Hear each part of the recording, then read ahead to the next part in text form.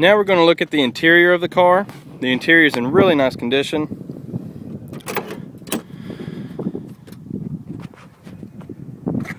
I did auto upholstery work for several years, about 12 or so. Still do it on the side. Did it professionally for about 10 or 12 with a local shop.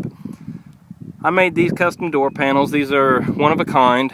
I don't think you'll ever see them on anything else. It's kind of hard to see, but it's a sculpted Firebird in the door panels, both sides.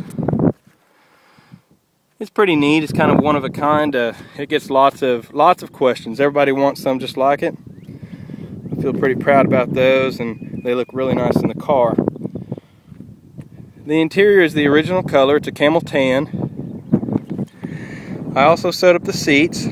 I used new old stock camel tan hobnail. However, it has faded pretty quick. The seats still sit nice. They look great. Instead of using the cloth Lombardi, I decided to use the vinyl, similar to the 80 pace car. For one thing, it was a lot cheaper, and I figured it would hold up better in the long term. The rear seats are just as nice. Package tray is nice, a little faded but nice. The speaker grills are there, they're unpainted. All the plastic in the car is pretty decent. The console is pretty decent, there's no big cigarette burns. The dash bezel is a brand new restored unit by Randy Combs. You're not going to find too many people that will remachine the bezel. This one has been remachined and tinted gold as original. Looks very nice. All the engine turned is pretty excellent. A lot of people ask why this car does not have the gold steering wheel. In 1980, in November I believe, they switched to a steel spoked wheel, and all the steel spokes got black paint. So this one does not have gold. It is an original wheel. The steering wheel is a little beat. As you can see, there's some cracks in it. It's kind of hard to see here, but it's all the way around the wheel. Nothing's tore, no chunks, no tears, but it's got lots of surface cracks in it. The stereo is the original stereo. Actually, it had an aftermarket when I bought it. This is an original style stereo. It was the electronic digital tuning stereo. I'll turn the car on. Cost of putting your foot down on quality. Thanks to Select Pergo laminate flooring, just $177. Now you can see that the clock works, all the digital works, but it's showing 10:01 now. Stereo works okay. It's only got 2 speakers in the back and 1 in the front center. Stereo is not that great. It's old school. It sounds old school.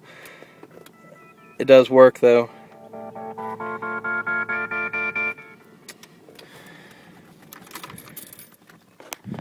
The windshield wipers are pulse.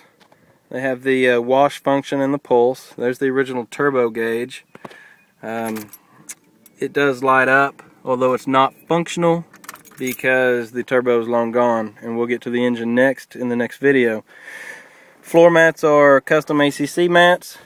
Underneath is nice carpet, nothing to hide under there. In the glove box, it has the power trunk, which works. Up on the headliner is a cloth headliner, like you'd find in most modern cars. It does have the map light, and they work.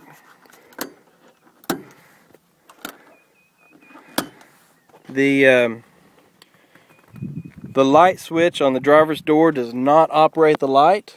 The passenger side does. The sun visors are about the only thing on the inside of the car that was not replaced by me. They are what I believe to be the original sun visors. A little bit, they're starting to dry out a little bit. They're not real soft. This one still has all the welt cord on nice. This one, as you can see, is starting to peel apart. The stitches are just dry rotted. The rest of the visor is okay. And the headliner's okay. The rearview mirror is starting to show a little bit of age around the edge. On the inside of the car, the gauges all worked when I bought the car. However, the clock moves. As you can see now, the second hand is moving, but it does not keep time. You can set it and it will lose time pretty quickly, really, over a couple days. The tach works. The temperature gauge works. The oil gauge quit working on me about 2 years ago.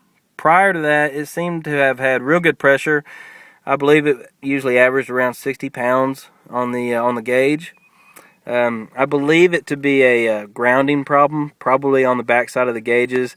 I've traced down the wires. There's no cracks or anything in the wire, and the oil sending unit is new. Gauge still does not work, so it may be a grounding problem, maybe a bad gauge, I'm not sure. Speedometer worked, then it quit working. I replaced the speedometer cable. It worked for several years, and then about last year it actually quit working on me again. I assume it's probably a speedometer cable, but I'm not for certain. I've just never changed it. I just use my GPS for my speedometer. The fuel gauge works, the battery gauge works, the cigarette lighter works. The rear window defogger switch actually works. However, the grid in the back window, all the grid lines are scratched, so therefore it does not defog. It will still turn on, it works on a timer, it will click off, but nothing happens on the back glass. So in order to fix that, I guess you'd have to have a new rear window. The dash is in great shape. No big cracks, nothing like that. It's starting to curl up just a little bit where it meets the metal. Right there in front of the driver and right there in front of the passenger. The only area on the dash is a little bitty crack right there. And it's been there since I bought the car. It's never gotten any worse. It's never gotten any bigger. And it's out of the sunlight for the most part, so I don't think there'll be too much of a problem. Not sure what happened. I assume somebody just probably cut it with something.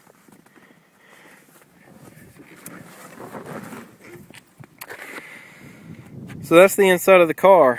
The rear inside quarter panels are a little beat up just from use over the years. They're scratched. The rest of the panels are all in pretty nice shape.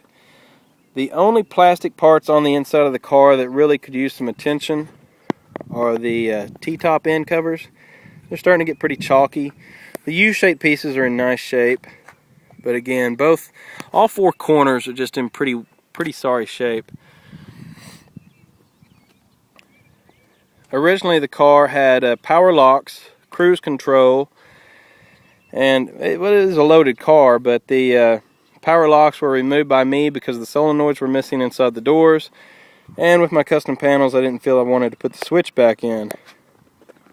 It does have the wiring to the area where the solenoids would go inside the door, but again, the solenoids and the rods connecting the door lock pull to the solenoids are missing. You might notice this temperature gauge aftermarket down underneath.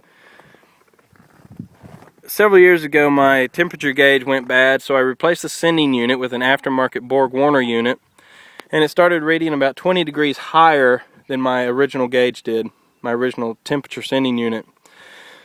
So just to be on the safe side, I did some research. Turns out the Borg-Warner aftermarket units often read higher than the original unit. So to be safe, I installed a mechanical temperature gauge. Nothing's, no wires going through the dash or nothing like that. It's just goes through the door jamb and underneath the hood. It can be removed at any time. It's just something for me to feel better about the temperature. Temperature averages about 190. However, the original factory gauge will show about 220.